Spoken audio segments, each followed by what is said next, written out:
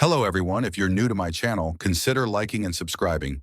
It will make me feel wonderful if you do that. Thanks. By the way, I also have another Naruto and Luffy fanfiction channel. If you are interested, link is in the description. The Thunder Demon's Straw Hat Luffy by AaronTaichou. This is a story where Luffy ate the Rumble fruit, a logia-class devil fruit, and became a lightning man instead of a rubber man. Luffy also showed signs of haki at a young age, so Shanks decided to take him with them to train Luffy. Godlike Luffy. More serious/smart Luffy, who acts more like a captain, and quote-unquote. I don't own anything. Adios. Chapter 11. The Fall of Arlong Park. Luffy, Sanji, and Yosaku were currently walking through a forested part of the island for about 10 minutes now. Not too long ago, Luffy turned the sky black and began raining down thunder and lightning as a way to let the others know that he was here on the island. At first, Sanji and Yosaku were okay with what he was doing. After all, they saw what he did during his fight with Don Krieg, but they were immediately beginning to get scared when the thunder was so loud that the island itself shook, and lightning bolts were striking random parts of the island. After Luffy was done sending his signal to the others, the three of them began walking inland.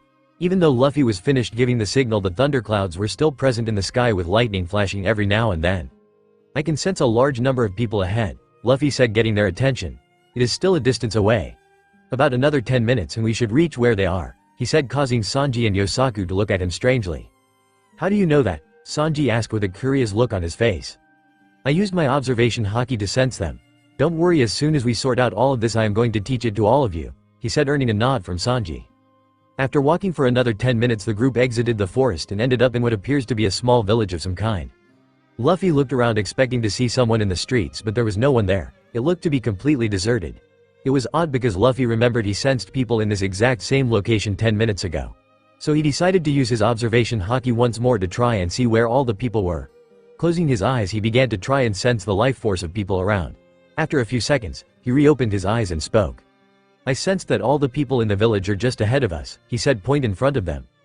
The three of them then began walking up what appears to be the main street of the village until they spot a large group of people gathered around a man. The man was wearing a police uniform with a pinwheel on his hat, and his entire body was covered in scars from his face down to his legs. The three of them stood at the edge of the group observing what was going on before they made their presence known. Luffy then tapped Sanji and Yosaku on the shoulder, getting their attention. Pointer off to the left of the group, causing them to look in the direction of where he was pointing. When they looked, they saw a house completely destroyed. Usually, when a house is destroyed, the parts of the roof would still be at the top, but this time it was at the bottom. It looked as though someone picked the house up and flipped it upside down before slamming it into the ground. What could have the power to flip a house like that? Yosaku whispered to the two of them. A fish man, Sanji replied, causing Yosaku's eyes to widen in fear. It was at that point Luffy decided to make their presence known. It looks like we missed quite the party, he said, getting everyone's attention. After people starting to notice the three of them standing at the back, the crowd of people began creating a path for the three of them to walk through.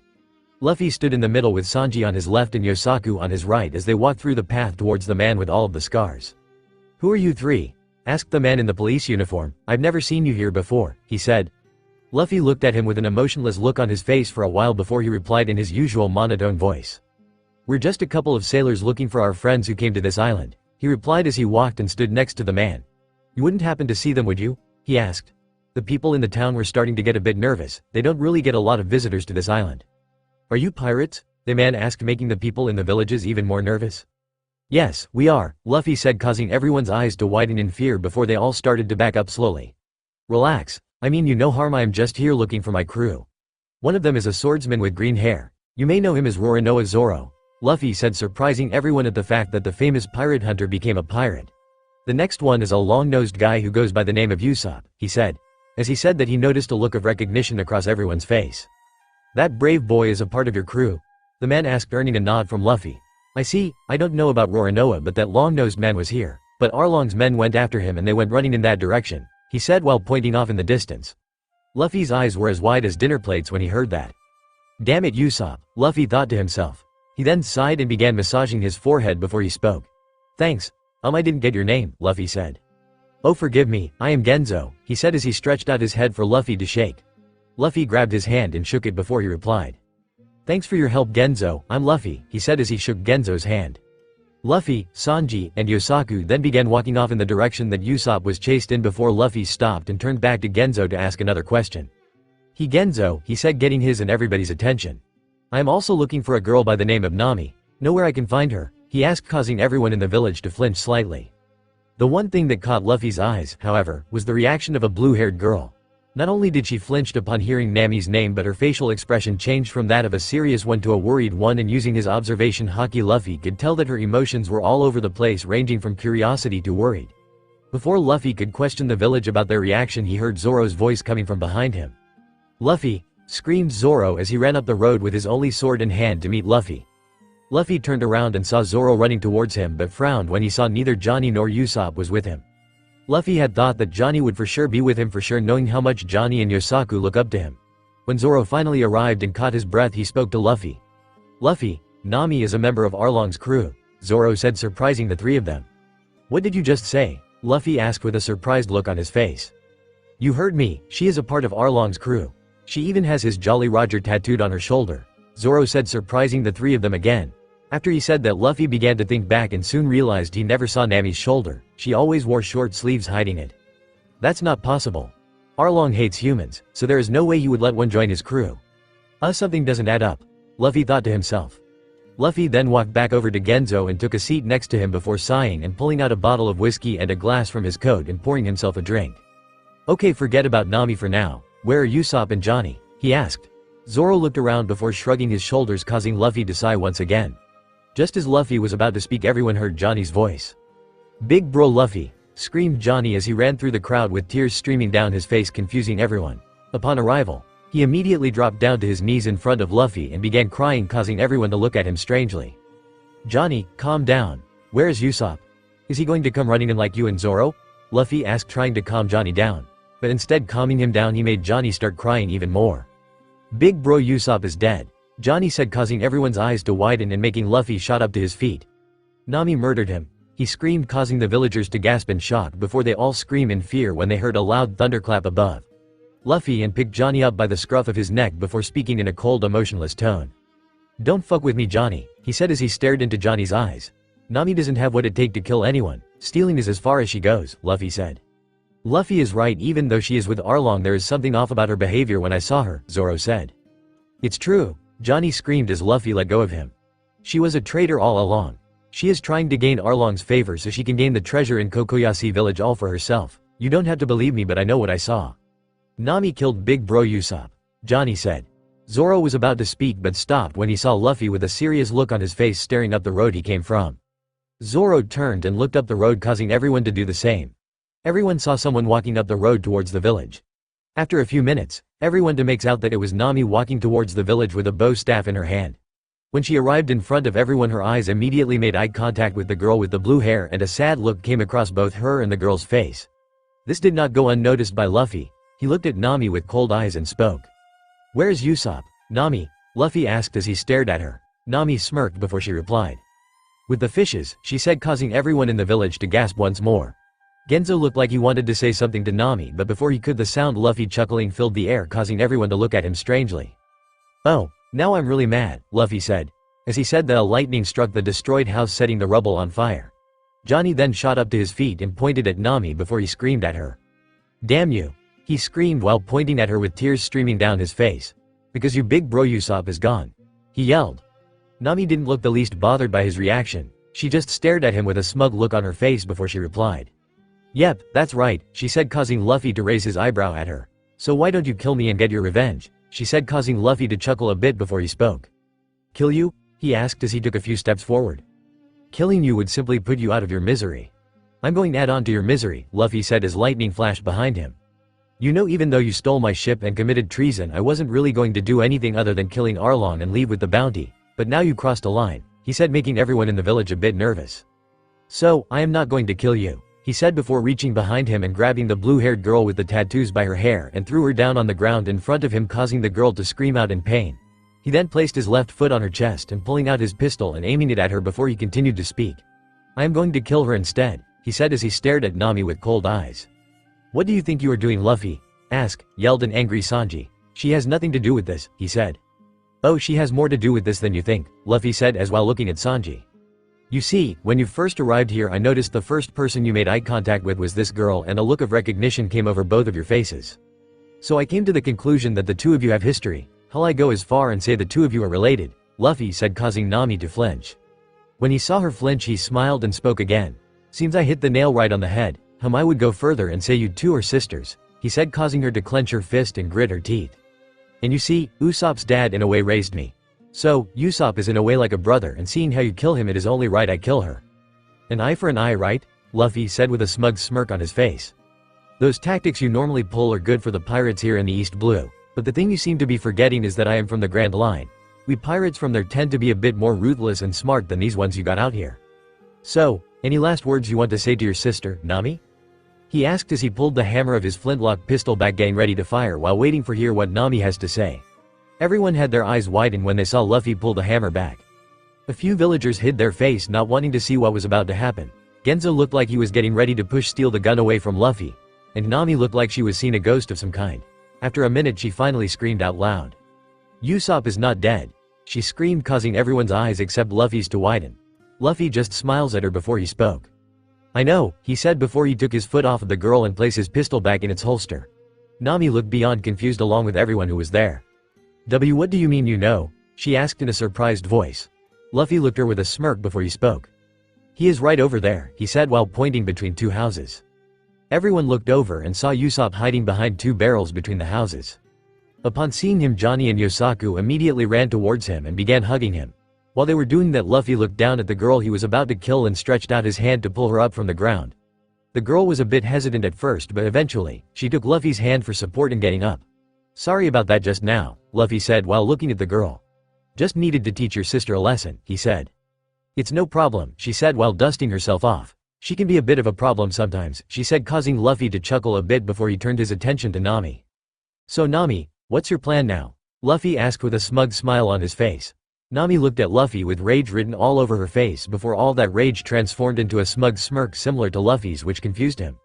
You know, I feel really sorry for you guys, she said in a condescending tone. Thanks to Zoro's stupidity, Arlong is going to kill him and anyone who is a part of his crew, she said, causing Luffy's eyebrow to twitch a bit when she said Zoro's crew. I don't care how strong you guys think you are no match for the real monsters. I guarantee that if you stay on this island you will surely die. So it's a choice of life or death, she said with a smug smirk as she stared at Luffy, expecting some sort of fear to be written on his face, but instead, he was staring at her with the same smirk before he then started to chuckle. Oh, Nami. Do I really look like the type of person who is scared of dying? Luffy asked rhetorically before he looked at Zoro and spoke. What about you, Zoro, are you scared to die? He asked, causing Zoro to chuckle. Not even in the slightest, he said with a smirk. And Nami, he said, causing her to look at him. If you think Arlong is a monster, you are in for a rude awakening, he said as lightning flashed behind him. Nami turned away for a second, preventing Luffy and the others from seeing her face while she clenched her fist. When she turned back around, she looked at Luffy and screamed. Fine, go ahead and die, she said before running off in the direction of Arlong Park. As she ran off, Luffy looked around to see everyone looking at her running away Nami. Luffy began to start walking in the same direction, soon followed by Zoro and the rest of the crew. We are going to find a good spot to talk about what happened while you guys were here, Luffy said, earning a nod from everyone. After walking for a while, the crew came upon what appears to be a flooded field where the villagers plant rice. At the end of the field was a tree that was providing a decent amount of shade, so Luffy decided to go there and relax for a bit. Zoro, Usopp, and Johnny then began to tell them everything that happened from the time they left the restaurant to the Luffy. They began to tell him about how Usopp and Johnny basically left Zoro to the fishmen and went to hide in a town that Arlong had destroyed because one person couldn't pay tribute money. At first, Luffy was angry at the fact that Usopp had to abandon Zoro to save themselves, but after hearing what Zoro did at Arlong Park, it calmed him down. Apparently, after Nami broke Zoro out of prison and told him to leave, he decided to wait there and kill a bunch of fishmen while he was there. Luffy assumed that was what Nami was talking about when she said Arlong wanted to kill Zoro for his stupidity. Luffy was then surprised to find out Nami saved Usopp's life by stabbing herself in the hand, and now that he thought about it, she was wearing a black glove when they encountered her. So Nami saved you from being killed by Arlong? Asked Yosaku. Yeah, she did, Usopp replied. Why would she do that if she is a member of Arlong's crew? Asked Johnny with a confused look on his face. I believe I can help with that, came the voice of a woman, startling everyone. Luffy looked up and saw it was the Nami's sister. And who are you? Zoro asked while he looked at her with calculating eyes. Before she could reply, Usopp answered Zoro's question for her. That's Nami's big sister, Najiko, he said while pointing at her. She saved me from a fishman when he arrived and took me to her house, he said. Luffy sighed before he spoke to Usopp. I really need to teach you hockey, Usopp, he said in an exhausted tone. Upon hearing that was Nami's sister, Sanji immediately went into his flirt mode, causing Luffy to look at Zoro and nod his head, signaling Zoro to smack Sanji across the head. You all need to know the reason she joined up with Arlong's group, and if that doesn't get you to leave here I don't know what will, she said, earning a raised eyebrow from Luffy. Well, tell us all about it. I have to admit I'm curious, said Usopp. Luffy then got up from where he was sitting under the chair and began walking away. As he was walking away he spoke. I'll pass, he said while walking away. I don't care about her past. I'm going for a walk, he said, confusing them. Zoro sighed and went and sat against the tree was sitting against before he spoke. Don't mind him, that's just how he is, he said as he placed his arms behind his head. We'll hear you out, he said. After Luffy left the rest of his crew to hear what Negico had to say about Nami, he began walking on a lonesome road that was in the middle of the flooded rice fields in the forest. He had been walking for a while and he was quite some distance away from the rest of the group. It was then he noticed there were 3 figures in front of him. As he continued walking towards the 3 figures he noticed that they weren't moving, they were just standing there looking at Luffy. As he got closer he realized that they were fishmen. They were all slightly taller than Luffy and were definitely more muscular. The 3 fishmen stared at Luffy as he got closer, and when he was close enough for them to speak, the octopus fishman was the first to speak to Luffy. Hello there, stranger, he said with his arms folded. Hey, Luffy said while walking right past the 3 of them. I've never seen you on this island. Are you a guest? The octopus asked while the other 2 stared at Luffy with a calculating look. Just passing through, he replied, never stopping to even look at them. And where are you headed? The fishman with a rather long mouth asked. Nowhere in particular, just walking, he said as he began walking away from the fishman. The octopus fishman smiled and began waving at Luffy while he spoke. Well, have a good walk, stranger, he said happily as he waved at Luffy. Luffy didn't say anything, all he did was continue walking away from the group. If you were to ask Luffy why he was walking he couldn't give you an answer because he didn't know himself. It was very odd for Luffy. Usually, he would always make well thought out decisions and everything he did it for a reason, but right now he didn't have a reason for what he was doing. After walking some more Luffy reached a cliff that gave a great view of the beach and the open ocean. While staring out at the ocean Luffy couldn't help but smile as he looked out to the ocean and thought about the freedom that comes with being a pirate. While he was looking out and enjoying the view, he noticed something at the corner of his eye. When he turned his head slightly to the left he saw a marine ship, and from the looks of it, it was from Marine Branch 16. Did the Marines finally decided to take action against Arlong? Luffy asked himself as he stared at the marine ship. I better head back. Got a weird feeling that trouble is just around the corner, he said to himself as he turned and started walking back to meet the rest of the crew. He decided to take a different route back mainly because he didn't want to run into those fishmen again. So, he took the long way that would take him straight to the village, and then from there he was going to head back to the rest of the crew. After walking for about 15 Luffy entered the village and began walking up a pretty busy street. Suddenly everyone in the street including Luffy stopped and looked ahead. Walking towards Luffy was a group of Marines along with Genzo.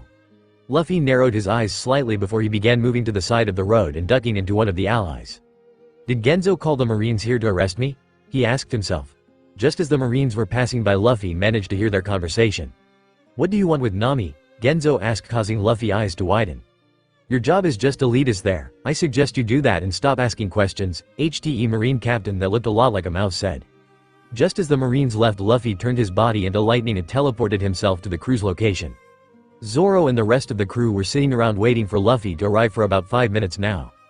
Usopp was doing something to his slingshot, Sanji was smoking, Zoro was sleeping, and Johnny and Yosaku were playing cards. Then out of nowhere a bolt of lightning struck the ground, kicking up a lot of dust and scaring everyone half to death. When the dust had finally settled, everyone saw Luffy standing there with a serious look on his face. Upon seeing him, Usopp, Johnny, and Yosaku immediately shot up to their feet and shouted at Luffy. Luffy!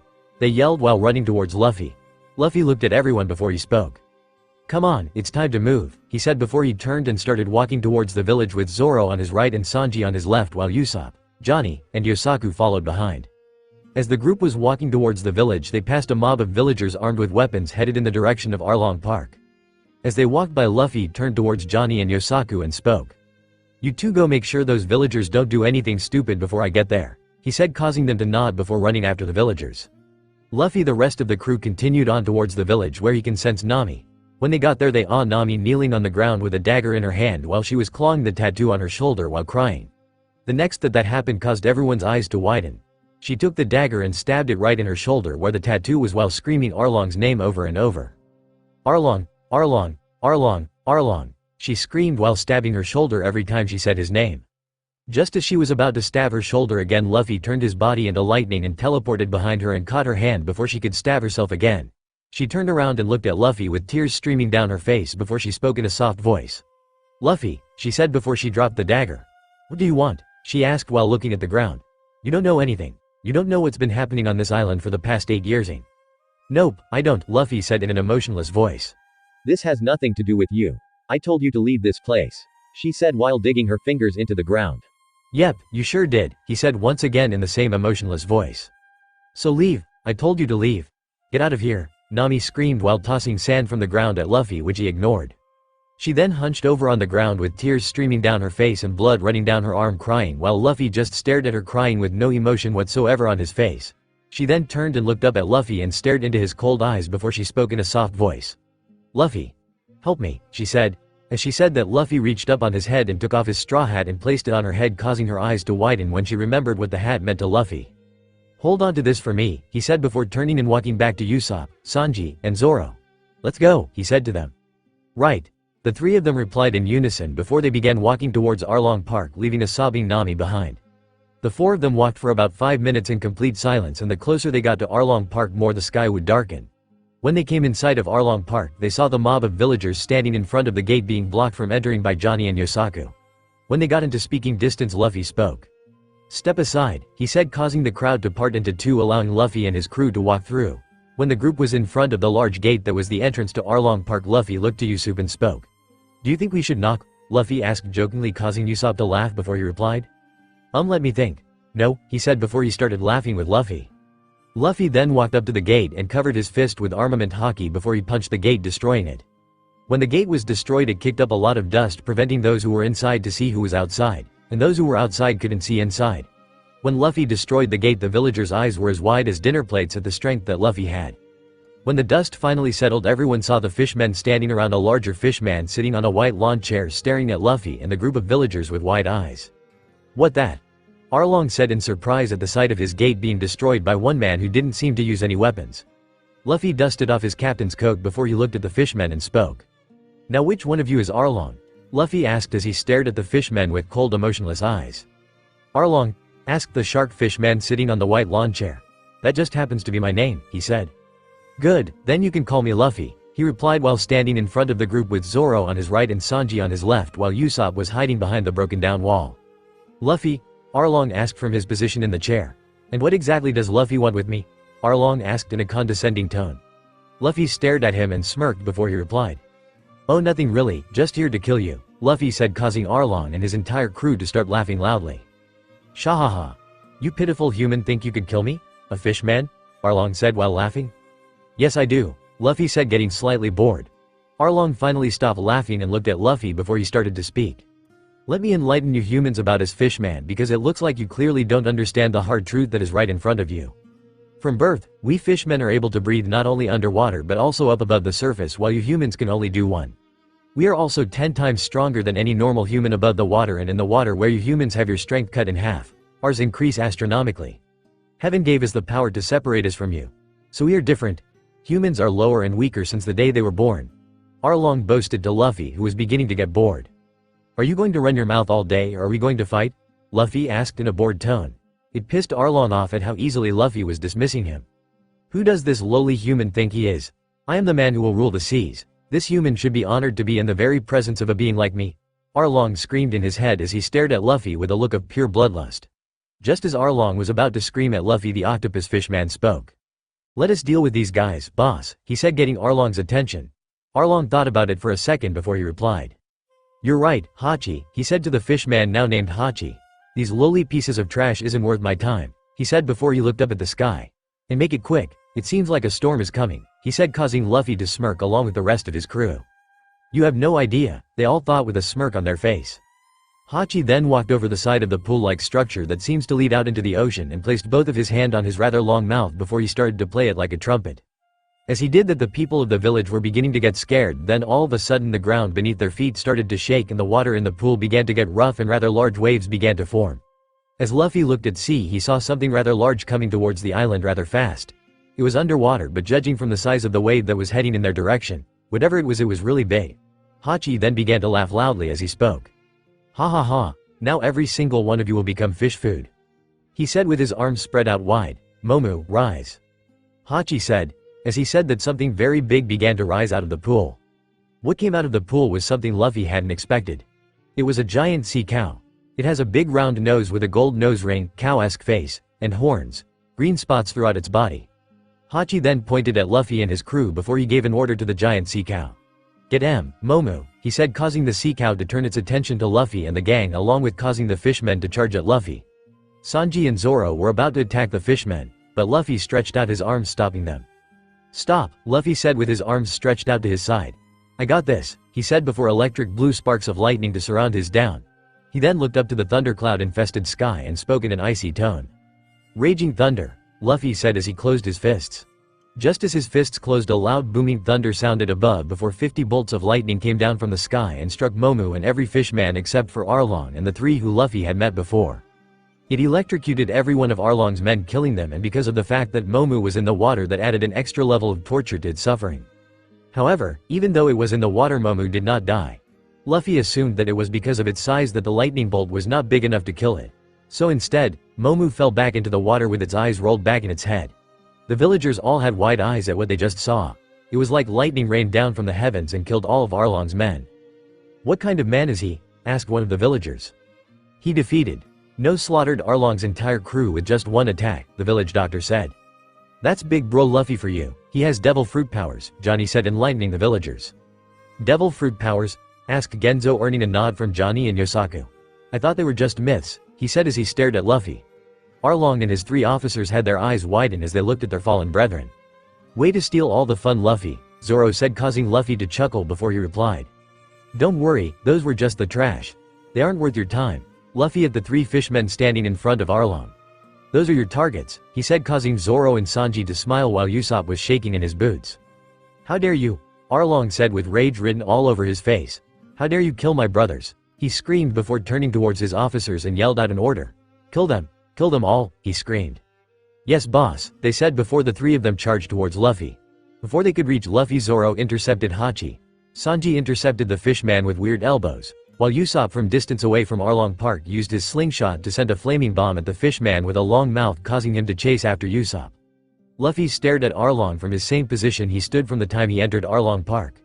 Why don't we let our subordinates fight it out first before we throw down? Luffy said before he pulled out a bottle of whiskey and summoned a thundercloud to create a throne for him to sit. He then poured himself a drink and sat back and watched all of his crew members fight the fishmen. He was using this time to see exactly how Sanji and Zoro fighting style was so he can decide how to advise them in using their haki. He was interrupted from his observing by Arlong's voice. You have devil fruit powers, he noted, causing Luffy to roll his eyes. You just figured that out? Luffy asked in a bored tone. I thought you would figure it out when I killed all of your men and send you pet cow to sleep, he said while shaking his head. Why you? Arlong growled from his sitting position as he stared at Luffy with a look of pure hatred. Soon both Luffy and Arlong's attention was drawn to Zoro's fight with Hachi. When they looked over, they saw Hachi airborne with all 6 of his swords broken and blood gushing out of his body. His body was crashed, landed behind Zoro, kicking up a lot of dust. When the dust settled, everyone saw Hachi laying in a small crater out cold. Luffy looked over to Zoro and saw he was in pretty bad shape. He's still not fully healed from his fight with Mihawk. That being said, he manages to defeat a pretty strong fishman while being severely wounded, Luffy thought to himself before he spoke to Zoro. You did well, Zoro. I expected nothing less from my vice captain, Luffy said with a smile as he watches Zoro stumble over to him. Rest now, you earned it, Luffy said as another thundercloud came down in front of Zoro from him to collapse on. Luffy then turned to look at Sanji's fight and was surprised at what he saw. Sanji's fighting style seems to revolve around his legs, but the thing that puzzled Luffy the most was the fact that Sanji was not using his hands. In Luffy's mind, he would be more effective if he just started using his hands, but everyone has their style that represents who they are. Can't really tell them to stop being themselves. Luffy then watches as Sanji kick the fishman whose name Luffy learned to be Karubi, through the main building of Arlong Park. Well, that takes care of that, Sanji said before lighting up a cigarette. He then looked over to Luffy and began walking towards him and Zoro. You did well, Sanji. Now all that's missing is Usopp, Luffy said before taking a sip of his drink. Do you think it is a good idea to let him fight that guy alone? Sanji asked. Yeah, he'll be fine, Luffy said as he stared at Arlong, who was looking at the fallen forms of Hachi and Karubi with nothing but rage in his eyes. How? How is this possible? Arlong screamed. Humans can't defeat fishmen. We are superior beings in every way, shape, and form, He yelled before he stood up from his seat, causing Luffy to do the same. "Guess it's my turn," Luffy said before downing his drink. Just as Arlong was about to rush at Luffy, he spotted someone behind Luffy and smiled. Puzzling Luffy, he turned around to see what Arlong was looking and saw Nami wearing his straw hat with her shoulder all bandaged up and her bow staff in her hand. "Hey Nami," Arlong said. "Did you come here to see me kill these pathetic little pirates?" he asked cockily. "I'm here to kill you," Nami said in a chilling voice that surprised Luffy slightly. Arlong was about to respond to Nami, but before he could, the voice of Usopp interrupted him. "Luffy!" Usopp screamed from behind the broken wall, causing Luffy to smile. "I got you back," he said with a smile. Usopp looked like he'd been through hell and back. His nose was broken, there was dirt all over him, and he was covered in bruises. "Impossible. Chu was defeated?" Arlong asked in disbelief as he stared at Usopp. Usopp simply smiled and gave Arlong a thumbs up.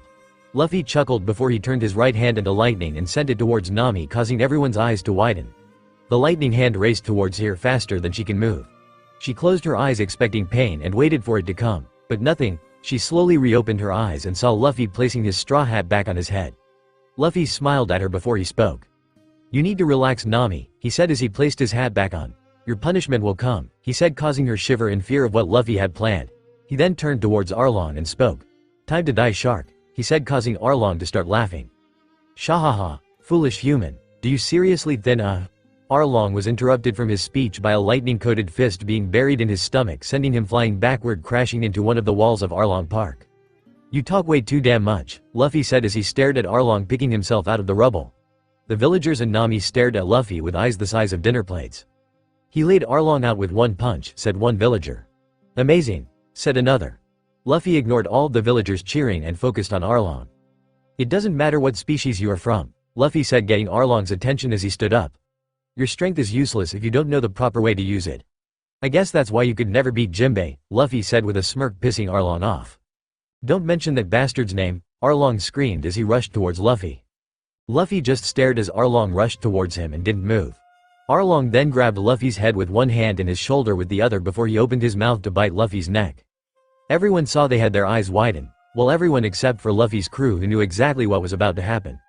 Arlong bit down on Luffy expecting to taste blood, but instead of blood, he got a mouthful of lightning that exploded in his mouth, blowing him back from the spot on Luffy's neck that Arlong clearly bit off. Everyone saw in place of blood and flesh was electric blue sparks of lightning that started to reform Luffy's neck. Arlong from his position on the ground stared at Luffy. "Did I forget to mention I ate a Logia-class devil fruit?" Luffy said with an innocent look on his face. "Oops," he said, pissing Arlong off. "I'll show you why we fishmen are superior," Arlong said before leaping into the water. Luffy looked at the spot where Arlong dived into with a confused look on his face. "Did he not get the part where I control lightning?" Luffy asked out loud before walking towards the edge of the pool and held out both of his hands in front of him. "I guess he was dumber than I thought," Luffy said. "Electro murder," Luffy called out, causing ropes of lightning to shoot out of all 10 of his fingertips and go into the water, electrocuting everything in the water. After a few minutes, Luffy shut the technique off and stared into the water, expecting Arlong's body to float up to the surface. He waited and waited for about 5 minutes, but nothing. Then all of a sudden Luffy saw a shadow in the water racing towards him. Then faster than any of the villagers could blink, Arlong shot out of the water with his pointed nose aimed right at Luffy's heart. Luffy simply sighed before he covered his palm in armament haki and caught Arlong by his nose, causing his eyes to widen. "So, this is the unbreakable nose," Luffy said before he became. Everyone present heard the sound of Arlong's nose break. It was loud enough to make a few of them wince at the sound. Luffy then tosses Arlong over his shoulder, causing him to go crashing through one of the windows of the second floor. Luffy then turned his body into lightning and teleported himself to where Arlong was. Luffy appeared in a room filled with paper, books, and sea charts hanging up to dry. He looked around the room and saw there was also a desk, and in the corner of the room was Arlong laid out bleeding on a bunch of sea charts. When Arlong noticed what he was laying on, he immediately shot up to his feet and began trying to get the blood off of the charts. When he noticed it was futile, the map was already ruined. His head shot around till Luffy was looking around the room. When Luffy turned and looked at Arlong, he noticed that Arlong's eyes were similar to that of an enraged sea king. "You bastard!" Arlong screamed while clutching a map covered in blood. "Look what you've done," he said while pointing at the bloody maps in the corner. "I made Nami draw all these maps for the last 8 years and now you ruined it," Arlong screamed. Luffy walked over to the desk in the room and picked up a pen that clearly had blood stains on it before he spoke. "So, this is Nami's room?" Luffy asked in a cold tone. "Yes, this is where I had her draw all these sea charts," Arlong said. As he said that, Luffy took a step back before he kicked the desk straight through the window, angering Arlong even further. "You bastard! What are you doing?" he screamed as he saw a bunch of maps fly out with the desk. "You just pissed me off. So, no more games," Luffy said as he flipped the pen around and covered the tip in hockey before stabbing it in the side of Arlong's neck, causing him to scream out in pain before falling to his knees, clutching the side of his neck. When he looked from at Luffy, who was staring down at him, it was the first time in Arlong's life that he was afraid for his life. Staring back at him was the cold, emotionless eyes of Luffy that seemed to stare right into the departments of Arlong's soul. Luffy then took a step back and placed his right hand on the top of his straw hat and tilted it down a bit before he spoke in a chilling tone. "Judgment," he said, confusing Arlong and scaring him at the same time. As he said that, a pillar of lightning came down from the sky and swallowed the building and some parts away from the building. The villagers and Luffy's crew were startled when they saw a giant pillar of lightning come down from the sky and swallowed up the main building in Arlong Park. The villager and the crew ran back a few feet, not wanting to get caught in whatever was going on. Luffy, Usopp and Nami screamed out in fear of the worst happening. Zoro, who was now awake, looked towards the two of them and spoke. "Relax," he said, getting their attention. "Luffy told me once that lightning doesn't affect him." "So, he is fine," Zoro said as he stared at the pillar of lightning. The pillar was there for about an entire minute, preventing any of them from seeing what was going on. When the pillar disappeared, what they saw caused their eyes to widen. The entire building was gone. All that was left was a pile of ash, with Luffy with a serious look on his standing in the middle, while some ash flying around him and lightning flashing behind him. There was no Arlong, no Fishman, not even a brick from the building was left. Everything was now just ash. Luffy then walked towards the group and stopped beside Nami with his back towards Arlong Park and his eyes looking straight ahead. "You're my navigator. Got that?" Luffy asked, causing a teary-eyed Nami to nod her head yes before Luffy walked past her and everyone in the direction of the village. Chapter 12. Wrath of a Demon and Bounties. After the fight with Arlong, the villagers were still trying to wrap their head around the fact that Arlong was defeated and they were now free. It didn't feel real because since Arlong came to the island, they all thought they were going to be stuck under his control for the rest of their life. Then Luffy and his crew came along and gave them their freedom. As Luffy was walking through the villagers making his way back to the village, he heard a weird-sounding laugh coming from behind him. Chi-chi-chi-chi, Luffy heard, causing him to turn around to see who it was. When he turned and looked, he saw it was the Marines who he spotted with Genzo earlier. Luffy narrowed his eyes and stopped walking towards the village and started walking towards the Marine captain. "Okay, hold it right there," said the Marine captain to all the villagers while all of his Marines pointed their weapons at them. "What a lucky day today is. I saw the entire fight and I must say good work, and I can only assume this victory here was some bizarre accident. I never thought the fishmen would lose to some riffraff like you and your crew," he said with a cocky smile, not noticing Luffy slowly making his way to the front of the group. "However, now that Arlong isn't here, I will be taking all of the money I was supposed to give to him and all of the treasure in Arlong Park," he said loudly with a smirk on his face, causing the villagers to gasp and look at him angrily. "Now drop your weapons. Captain Nezumi of Branch 16 gets all the credit," he yelled. Just as he said that, Luffy reached the front and immediately slammed his fist on top of the Marine captain's head, sending crashing into the ground. Upon seeing their captain being hit, all of the Marines aimed their weapons to Luffy and a few of the villagers. Thinking fast, Luffy sent a wave of Conqueror's haki to the Marines, causing them to pass out foaming at the mouth. "Sorry, but that money is for the village," Luffy said before he turned to Nami and asked her a question. "Is there a Marine base around here?" he asked. Nami thought for a second before she replied. "Yes, just northeast of here is Branch 16, he said while pointing in the general direction. Luffy nodded his head before turning towards Sanji. "Sanji," he said, getting Sanji's attention. "I want you, Johnny, and Yosaku to go raid that Marine ship over there," he said while pointing to the vessel behind them. "Whatever you find on the ship, give it to the village and bring the Marine ship back here to me. And do as you please with the Marines on board," Luffy said, causing the three of them to nod their head. Luffy then summoned a thundercloud for them to ride on. As they hopped on, the cloud took off to the ship. Luffy then turned towards Usopp and Nami before he gave out more orders. "Nami, Usopp," Luffy said, getting their attention. "You two go raid Arlong Park," Luffy said before turning towards the pile of ash that is now Arlong Park before he spoke again, this time with a nervous chuckle. "Or never mind," he said, causing everyone to sweat drop. He then turned to Zoro and spoke. "Zoro, can you fight?" Luffy asked. When he asked the question, Zoro looked as though he had just been insulted. "What kind of stupid question is that? Of course, I can fight," he said, causing Luffy to chuckle. Luffy then turned around and saw the Marine ship was making its way to the island, letting everyone know that Sanji and the guys had succeeded. When the ship had docked, Johnny and Yosaku were the first ones out. They were carrying a large black box that has money sticking out of it, and from the way they were walking, Luffy assumed it was extremely heavy. Right behind the two were 5 Marines, each badly beaten with tears running down their face while carrying a large sack over each of their back. Behind the Marines was Sanji walking out empty-handed with his hands in his pocket and a cigarette in his mouth. Luffy chuckles and shook his head when he saw Sanji. The group arrived in front of Luffy and villagers and dropped everything down in front of them. By now Nezumi had woken up from his dirt nap and was staring at everything from his ship with wide eyes. He was about to yell at everybody, immediately stopped when he spotted Luffy staring at him with cold, emotionless eyes. Luffy then turned back to Sanji's group and spoke. "I did not expect your raid to be so fruitful," he said in a surprised tone. "Neither did we, but these bastards had a lot of treasure and money on board. The black box is filled with a lot of money and jewels while those sacks are only filled with gold, diamonds and other precious stones," Sanji said before he took a pull from his cigarette. Luffy nodded before he turned towards Genzo and spoke. "That's for your village," he said, causing everyone's eyes to widen. "But that's way more than we need," Genzo said, earning nods from a lot of the villagers. "At least take some for yourselves," he said to Luffy. Luffy just smirked deviously before turning towards Nezumi. "Oh, don't worry about us, we will get paid," he said before he bent down and grabbed Nezumi by the collar and started dragging him towards the marine ship. "Zoro, Sanji, with me?" Luffy yelled out, causing the two of them to smirk before following their captain. The three of them along with a screaming Nezumi boarded the marine vessel and began sailing off in the direction of the marine base. "Where are we going, Captain?" Zoro asked, causing Luffy to smirk before he replied. "Oh, we are going to raid the marine base," Luffy said, causing Nezumi's eyes to widen along with Zoro and Sanji's. Luffy then turned towards Nezumi and spoke. "And if you behave yourself, I'll let you keep your life," he said while staring at Nezumi with the cold eyes of a killer. Nezumi almost wanted to piss himself when Luffy spoke to him. He quickly nodded his head in agreement as he spoke. Yes, anything you want," he said in a scared voice. Luffy smiled and stood him up and dusted him off before he spoke.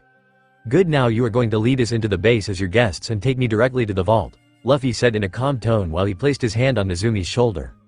He then turned towards Zoro and Sanji and gave them orders. "While I'm emptying the vault, you two go search for gunpowder and ammo for the ship," said, causing the two of them to nod their head. After sailing for 5 more minutes, the group came upon the marine base island. It was a small island that was completely occupied by the Marines. There were no civilians there at all. The marine ship docked and Nezumi began to lead them off the ship and began walking ahead of them towards the base. As they were walking towards the base, a group of Marines came out from the base to greet their captain.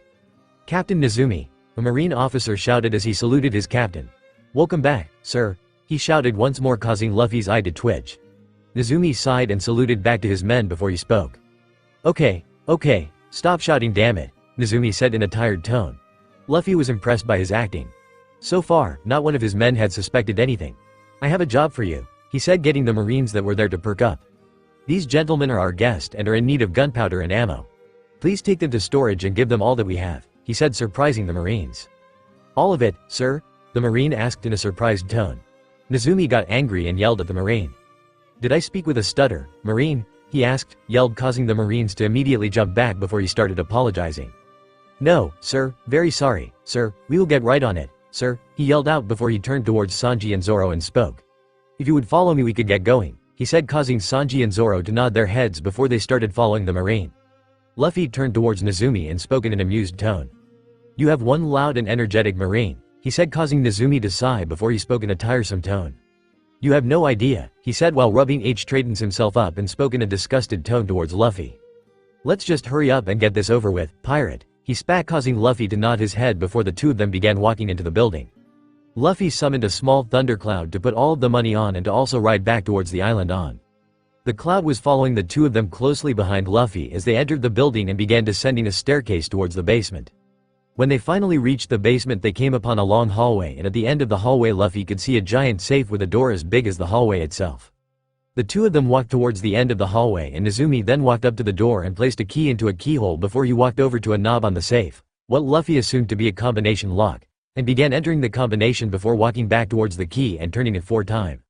On the final turn, Luffy heard a click from the safe before Nezumi walked over to the right side at the safe and grabbed the handle and pull. The large door of the safe came open, and inside Luffy could see a large pile of gold at least 10 feet tall. Luffy was absolutely surprised. He did not expect the Marines to have this much money. He turned towards Nezumi and spoke. "How much is in there?" he asked in a surprised tone. 500 million the last time I checked," he said, surprising Luffy. "Just where did you get all this money from?" Luffy asked in a disbelieving tone. "I mean, we're in the East Blue of all places. If it was the Grand Line I would understand, but this is the East fucking Blue," he said. "We collected this in a span of 5 years. Usually, we would need to send half of it to HQ, but we just keep telling them we only have enough to keep the base afloat. The fact that we are in the East Blue made them believe us even more, he said, causing Luffy to chuckle.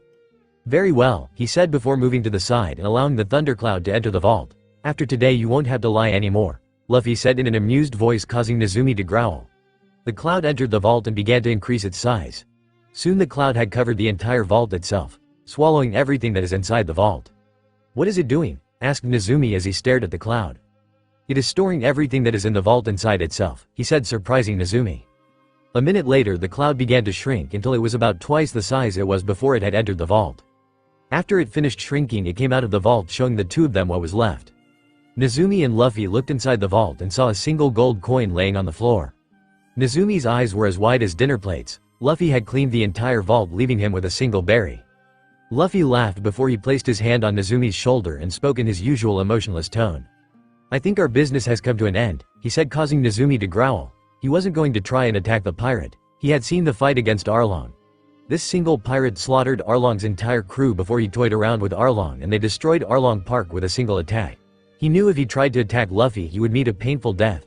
Playing it safe, he decided to just lead the pirate out of the base before he contacted Navy HQ. If you would follow me, we would be on our way. I am sure your friends are finished with their business, he said before began walking through a different hallway from the one they came from. That's not the way we came, Luffy said while narrowing his eyes at Nezumi. Yes, I know that. The door leading into that staircase cannot be opened from the inside, and no one is allowed to open from the outside in order to let someone out.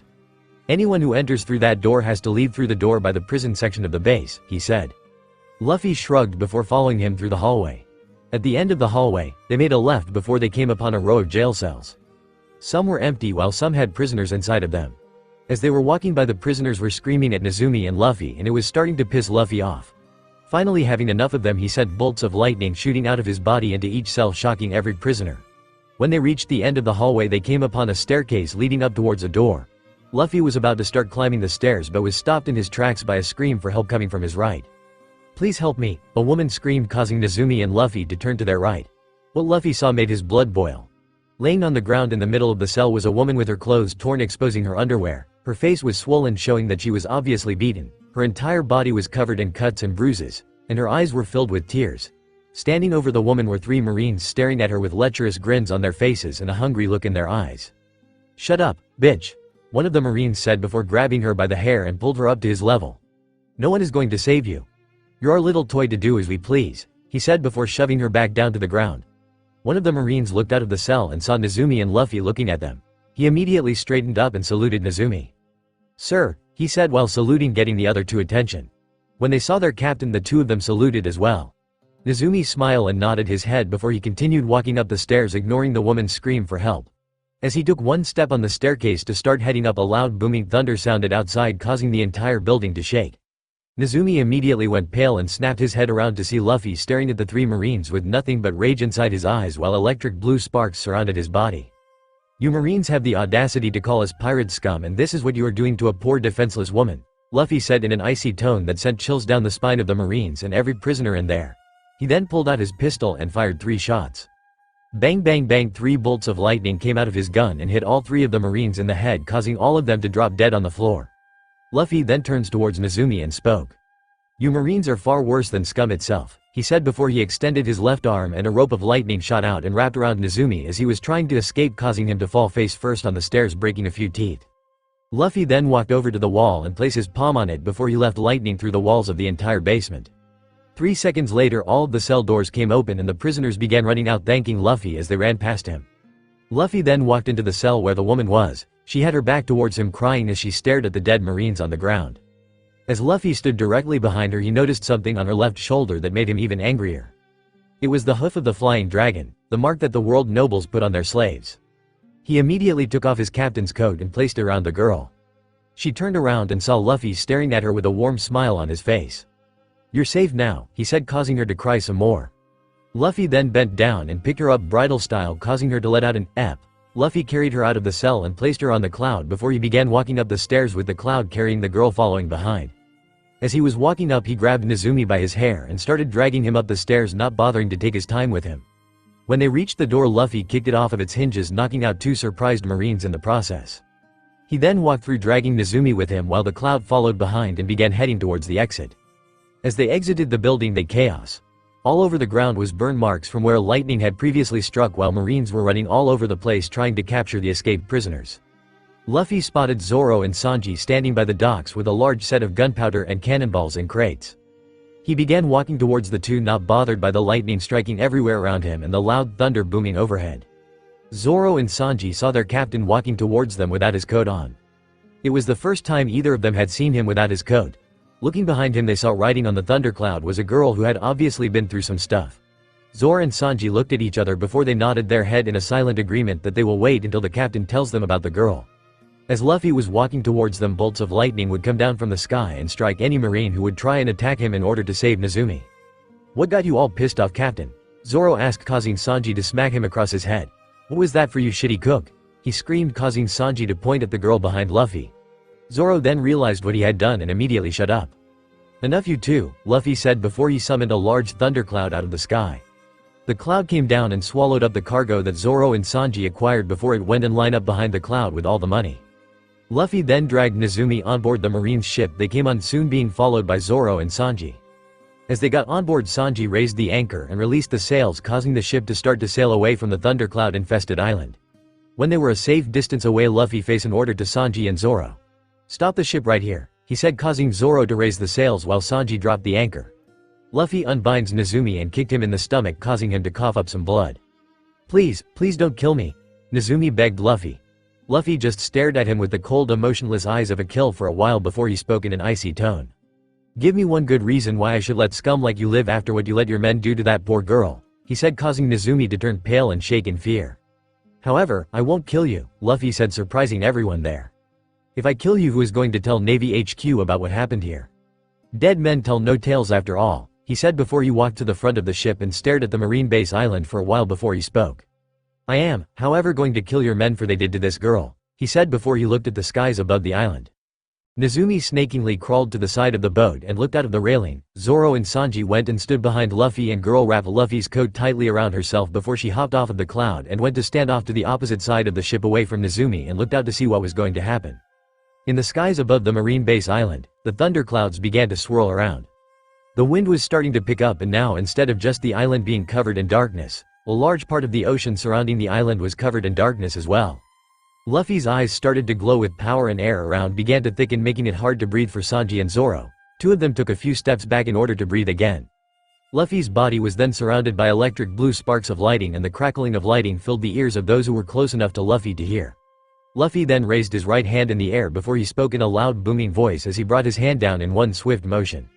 Raijin's sacred judgment. Out from the center of the swirling clouds, a giant pillar like the one Luffy had summoned at Arlong Park came down and swallowed the entire island. As it encased the entire island, it produced a bright white flash, blinding everyone for a few seconds. About 3 seconds after the light appeared, a loud booming thunder was heard. It was the loudest thunder everyone had ever heard. It forced Zoro, Sanji, Nezumi and the girl to cover their ears. That thunder and that white flash were heard and seen throughout the entire East Blue. When everyone regained their eyesight, what they saw caused their eyes to widen in utter disbelief. The pillar of lightning was gone and clouds in the sky were starting to go away as well, but the thing that has everyone's jaw on the floor was the fact that the island had completely disappeared. In the space of where the island was, if a hole in the middle of the ocean rapidly being filled with water. Zoro and Sanji were staring at something they didn't even think were possible. They had known Luffy was powerful, but they never thought he could wipe an entire island off the face of the earth in under 5 seconds. Just, wow, was all Sanji to stutter out, while Zoro could only nod dumbly in agreement to whatever Sanji just said. Luffy then turned around and began walking towards the girl, leaving Zoro and Sanji to continue to stare at the hole that was filling up with water. When Luffy reached in front of the girl, he spoke, getting her attention. "Hey there," he said in a calming tone, getting her attention. "What's your name?" he asked. The girl looked up at Luffy for a while before he answered in a nervous voice. "My name is Diane," she said while looking at her feet. "Thanks for saving me," she said with some tears in her eyes. "Nice to meet you, Diane. I'm Luffy and you don't have to thank me for anything," Luffy said as he placed his hand on her shoulder. "Where are you from?" he asked. "I'm from right here in the East Blue, Kokoyashi village on Konami Islands," she said, causing Luffy to smile at her warmly. "That's good, cause we just came from there," he said, causing her to look up at him with wide hopeful eyes. "And we are heading back there to pick up the rest of my crew. So, we could drop you off," he said. She started crying and immediately wrapped her arms around Luffy and began to sob into his shirt. Luffy smiled and hugged her back before he turned towards Sanji and Zoro and spoke. "Hey, You too, he shouted, getting their attention. Time to go. Zoro, destroy the rudder and cut the anchor, he said, earning a nod for the two of them. Luffy then picked Diane up bridal style and placed her back on the cloud before he hopped on with her. Sanji then hopped on behind them, soon followed by Zoro after he finished cutting the anchor. When everyone was on the two clouds that contained the money and the cargo began to rise into the sky with its passengers, leaving Nezumi on a ship in the middle of the ocean that had no way to steer or stop it. Luffy then pulled out his pistol and fired a shot at the base main mast, causing it to explode as a bolt of lightning hit it. The main mast of the marine ship then fell over, causing Nezumi to take cover. When the mast had fallen, Nezumi came out from where he was taking refuge and screamed at Luffy. "You will pay for this, Straw Hat. Mark my word," he screamed at the top of his lungs.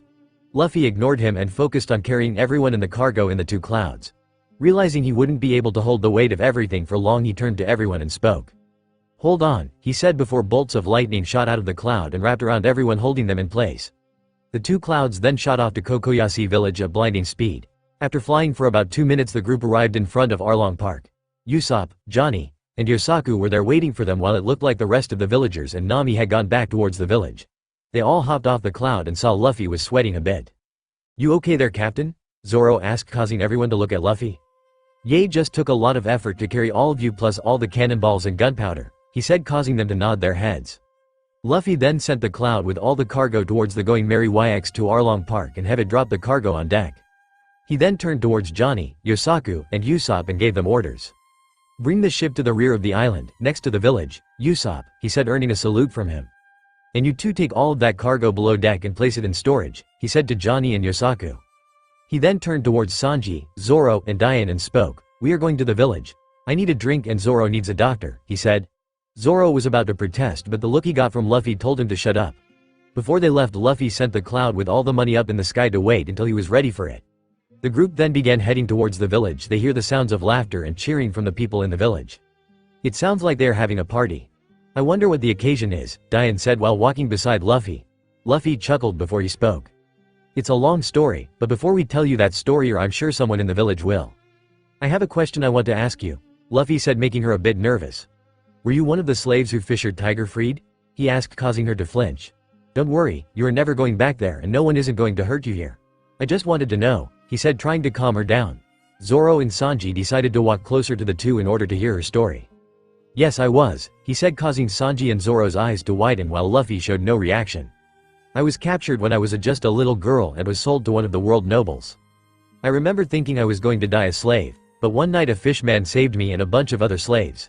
Since then I was trying to find my way back to the East Blue. It wasn't until a few months ago I was able to return here, but right after I entered the East Blue, Nezumi and his men found me on a passenger ship. When they saw my mark, they took me away and locked me up at their base," she said shakily. Luffy placed his hand on her shoulder before he spoke. "It's okay now, you're back home," he said while pointing at the village.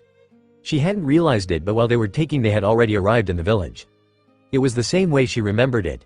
Upon seeing Luffy, the entire village began cheering and running towards him with bright, happy smiles on their faces. Just as they were about to surround Luffy, he held out his hand, stopping them. "Before anything else," he said before he grabbed Zoro by the back of his shirt and pushed him forward. "He needs a doctor ASAP," he said, causing an old man in a white coat to step forward. "I'll take care of him," he said, causing both Luffy and Sanji to push a grumbling Zoro towards the man. Luffy then placed his hand on Diane's shoulder before he spoke again. "This is Diane," he said, making everyone turn their attention towards her. "She is from this village but was kidnapped a long time ago. I found her being held prisoner by the Marines and brought her here," he said, causing everyone to start whispering among themselves. All the whispering was interrupted by a woman steps forward and speaking to Diane. Diane? Is it really you?" an older woman said with tears in her eyes while holding on to an older man. Diane looked at the two of them and began to cry before she ran towards the two of them and hugged them. Genzo was the next person to speak. "I can't believe it," he said while staring at Diane. "It has been almost 15 years since she was taken," he said, causing Luffy's eyes to widen along with a lot of the younger people of the village. Before anyone else could say anything more depressing, Luffy spoke. "Hey," he shouted, causing everyone to look at him as he pulls out a bottle of whiskey. "I thought we were having a party," he said with a rare smile on his face. Everyone then began to party. 4 days and one big party later, it had been 4 days since Luffy defeated Arlong. The entire village celebrated their freedom for 3 days straight with no work and a 3-day-long party with an all-you-can-eat buffet. During those 3 days, Zoro had gotten his wounds treated and everyone on the crew got a long-awaited well-deserved rest. Diane had given Luffy back his coat on the second day after she washed it. She and her parents thanked Luffy over and over for bringing her back home. Luffy kept telling them they didn't need to thank him, but they just wouldn't listen. Currently, Luffy, Sanji, Zoro, and Usopp were on the going merry packing up the food supplies the villagers gave them along with a couple of tangerine trees Nami placed on the ship last night. Standing on the docks beside the ship were all of the villagers, Diane, and her parents along with Genzo and Nijiko. No one had seen Nami all morning, but Luffy knows she was going to show up eventually. He looked at his crew who was on board and spoke. "You guys remember the plan, right?" he asked, confusing Sanji, who Luffy left out of the plan. Zoro nodded his head along with Usopp, Johnny, and Yosaku. "Huh? What plan?" Sanji asked with a confused look on his face. Luffy chuckled before he spoke. "You'll see," he said before walking to the back of the ship and looked at the villagers, more specifically Nojiko. "Hey Nojiko," Luffy called out, getting her attention along with everyone else's. "Your sister can be a pain in the ass sometimes," Luffy said with a smirk, causing Nojiko to smirk as well. "I might need some help keeping her in check," he said. Everyone was staring at the interaction between the two with a smile, or in Genzo's case, he looked like someone just shot his cat. "Oh, and you want me to help you keep her in check?" she asked. "That's right," Luffy said before taking his hat off and running his hand through his hair before putting it back on. "Well, if you're interested," he said. She then went into a thinking position before she answered. "Okay, you got yourself a new crew member," she said before she hopped on board the ship. Luffy looked at her strangely before he asked her a question. "No clothes or anything?" he asked. Nijiko smiled before he answered. "Nami is getting it," she said, causing Luffy's jaw to drop. It was then Luffy heard Nami shouting. "Set the sails," she shouted, causing him to turn and look at her. He saw her standing some distance away from the villagers. As the villagers were pleading with her to say goodbye, Luffy turned to his crew, yelled out orders. "You heard the lady. Set the sails, raise the anchor. Sanji, man the rudder." Luffy yelled out, causing all of them to scramble to get everything done. Usopp and Johnny released the sails while Zoro and Yosaku pulled up the anchor while Sanji took command of the rudder and began steering the ship. Nijiko ran over to Usopp and Johnny to help them tie the sails in place while Luffy stood there with a straight face staring at everyone. Luffy turned towards Nami and saw her running towards the ship, weaving in and out between people. "You don't think she is going to do what I think she is going to do, right?" Zoro asked from beside Luffy. "I think she is," Luffy replied. Nami reached the end of the dock and made a giant leap and jumped from the dock onto the ship, surprising Luffy. When Nami landed on the ship, the first thing she did was pull her shirt up, causing Luffy's eyes to widen while Sanji began to get excited. Out of her shirt fell a bunch of wallets and purses that she had stolen from the villagers while running past them. Luffy shook his head and started laughing. "Thanks a bunch," she yelled at the villagers, causing their jaws to drop. Luffy then looked to the guys and nodded, signaling it was time to start the plan. As they sailed some distance away from the island, Luffy was sitting on his throne made of clouds. Zoro was up in the crow's nest. Sanji was in the kitchen making lunch. Usopp was sitting on the floor next to Luffy doing something with his inventions. Johnny and Yosaku were playing cards off to Luffy's left. And Nami and Nijiko has just finished tending to their tangerine trees and were walking up to the rear deck with lawn chairs to see. "Do you think you're going to do, Nami?" Luffy asked while he looked at her with a raised eyebrow. "I'm going to relax for a bit," she said while opening the lawn chair. By now Usopp, Johnny, and Yosaku went into position to carry out the plan along with Zoro. "Relax?" Luffy asked before he started to laugh, which puzzled Nami and Nijiko. "You committed treason on a pirate ship and you think you are just going to come back on board that very same ship and relax?" Luffy asked, causing her eyes to widen. "In a normal situation that crime would be rectified with your life," he said, scaring her a bit. "But you see, you had never actually joined the crew. If I recalled correctly, we only teamed up to achieve our goals," he said, causing her to relax for a bit. "That does not mean you are off the hook. You stole my ship that carries my symbol, so you must be punished." "Boys!" Luffy shouted. As he shouted that, Zoro, Usopp, Johnny, and Yosaku all dumped 4 large buckets of some mud all over the deck except for the rear deck where Luffy was on. Sanji then came out of the kitchen wearing an apron and screamed. "What the hell are you idiots doing?" he screams while looking at Zoro. Luffy walked over to Nami and handed her a mop and bucket. "From this day forward you are on cleanup duty until I say otherwise," Luffy said, causing Nami to take the mop and bucket. "And no one is to help her," he yelled while looking at Sanji and Nijiko, causing them to nod. Nijiko nodded with a smile, who Sanji looked like he wanted to protest but thought otherwise. Nami then went down with her mop and bucket and began cleaning the ship. After about 3 hours, Nami finally finished cleaning the ship. She came climbing up the steps looking all tired and covered in sweat. She walked over to Luffy and spoke. "Done," she said. Luffy smiled and nodded his head, telling her she could take a break. Sanji then showed up with 3 drinks on a silver platter. He handed a glass of whiskey on the rocks to Luffy and took the other 2 drinks over to Nami and Nijiko. Luffy took a sip of whiskey and smiled before looking up at the sky. It was there he saw a news coup flying overhead. He whistled, getting its attention, causing the bird to fly down to the ship. Luffy paid it and took the new paper and went back to his throne. As he opened the paper and began reading, he spoke out loud. This world sure is a turbulent place, he said while flipping through the pages. There had been another coup in Villa, he said before turning the page again. As he turned the page, a piece of paper fell out of the newspaper. What's that? Luffy asked as he stared at the paper flying around them before it finally landed between Luffy and Usopp. When he saw it, his eyes widened and Usopp screamed.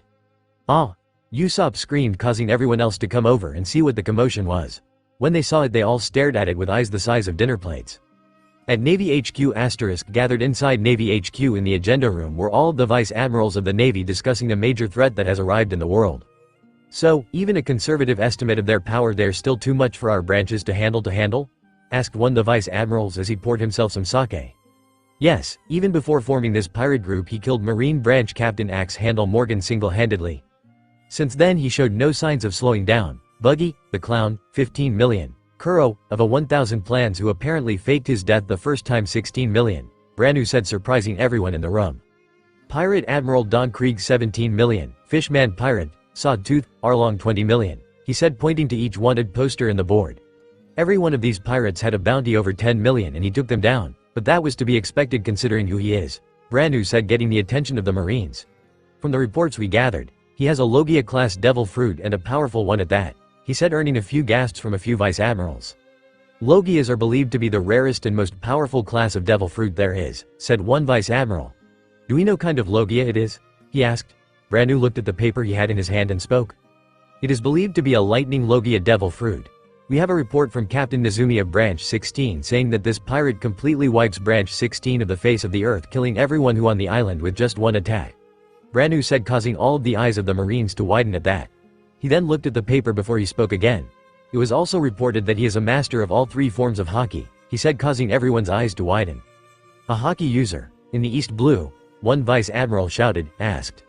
Did you just say all 3? Asked another. He has Conqueror's hockey? This isn't good, commented another Marine. It gets worse, Branu said, causing everyone to stop talking and look at him with eyes the size of dinner plates. Just how can this get worse? Asked one of the vice admiral in a tone that sounded like he was very scared of whatever Branu was about to say. He is also the apprentice of red-haired Shanks, he said, causing the entire room to go silent. Before anyone could say anything about that, he spoke again. 10 years ago Red Hair came to the East Blue, if you all recalled, he said, earning nods from everyone. It was reported that he took a kid back with him, and now we have reasons to believe, no scratch, that we are certain that this is the very same kid. Reports go as far to say at one point the kid was a high-ranking officer on Shanks' crew and he left to start his own crew with Shanks' blessing. And because of that, we are giving him a bounty of ************************************************************************************************************************************************************************************************************************************************************************************************************************ Branu said, stopping to let that information sink in. I can't believe it, said one vice admiral. Where is this boy now? Asked another, immediately going into the Marines mode. He is currently heading towards Logue Town. We already sent reinforcements to back up Captain Smoker, Branu said. That's good, we cannot allow a pirate of this caliber to re-enter the Grand Line, one vice admiral said, earning nods from the rest. Syrup Village, Miss, screamed Mary as he ran up to the stairs with a piece of paper in his hand. He pushed open the room to her study and spoke.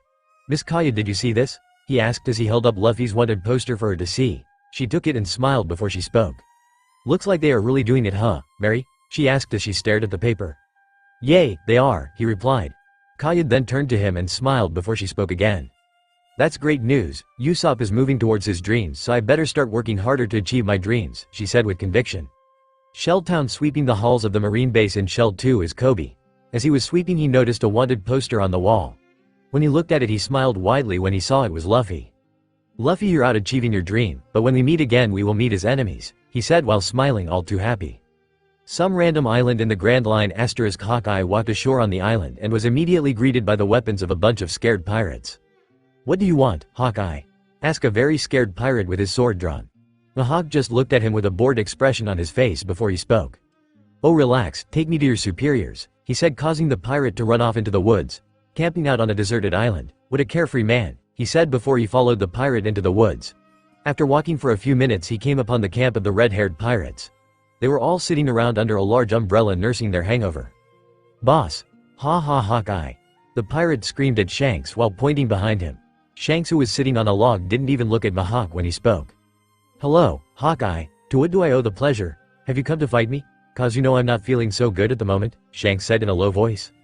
Of fighting a drunk man, I'll settle the score some other time, Mihawk said while looking down at Shanks. I recently came across a mutual friend of ours in the East Blue, he said, getting everyone's attention as he began walking towards Shanks with a rolled up paper in his hand. I just thought you might want to see this, he said as he unrolled the paper showing Shanks Luffy's bounty poster. Shanks' eyes widened when he saw it along with the rest of the crew. He then chuckled to himself before he spoke. Well, in that case, I just can't let you leave, Hawkeye, Shanks said in a dangerous tone, causing Mihawk to narrow his eyes.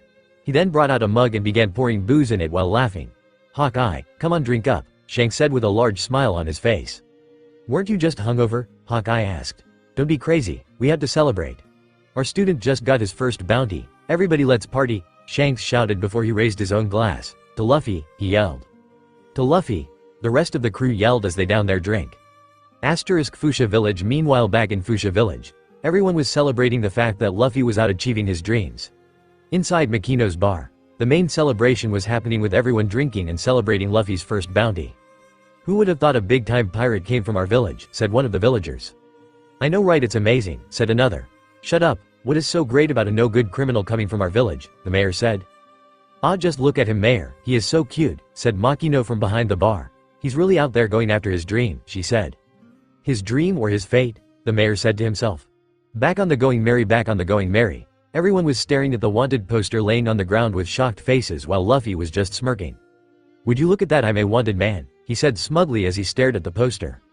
The picture they used was just after he destroyed Arlong Park. It was him standing in the middle of a pile of ash that was Arlong Park with dark thunderclouds and lightning in the sky behind him as stared what looked to be directly into the camera with the cold eyes of a killer with the torn up flag of the Arlong Pirates laying off to the side of his feet. And just below the picture, they had his name and moniker along with his bounty. It read, Wanted, dead or alive, Monkey D. Luffy moniker, the Thunder Demon, Straw Hat Luffy. Bounty, $100 million. Wow, Johnny and Yosaku said. 100 million. Usopp yelled in surprise. That's amazing, he said, as he said that Nami smacked him at the back of his head. Shut up, you idiot, this is bad, she said. This means really strong Marines will come after us, she said with a worried look on her face. 100 million?